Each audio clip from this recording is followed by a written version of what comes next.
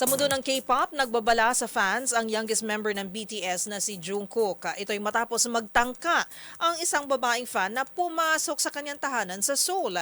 Ang kwento ng Korean superstar ihahatid ni Showbiz Angel. Muli na namang may nagtangkang pumasok sa loob ng tahanan ng BTS member na si Jungkook. Sa recent livestream ni JK sa Weverse, idinitalya ng K-pop superstar ang mga napanood sa kanyang CCTV.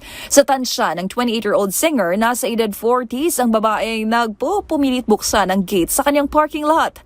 Mabuti na lang at nakarating ang mga otoridad na agad tinanong ang babae na nagsabing friend daw siya ni Jungkook. Say naman ng youngest member ng Bangtan Boys, bagamat family and friends ang turing nila sa armies, ay hindi naman daw dapat ganoon ang gawin. Sa huli, babala nito oras na may magtangka na naman mag-trespass sa kanyang bahay sa Seoul ay hindi na raw siya magdadalawang isip na ipakulong ito. Sa ilalim ng anti-stalking law ng South Korea, ang sino mang mapapatunayang lumabag dito ay maaaring makulong ng hanggang sa 3 taon at pagmultahin ng hanggang sa 30 million won o 1.2 million pesos.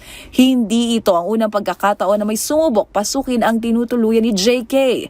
Magunita na noong Hunyo, napaulat na ilang oras matapos ma-discharge sa military ang BTS member ay mayroong babaeng nahuling hinuhulaan ang passcode sa front door ng bahay ni Jungkook.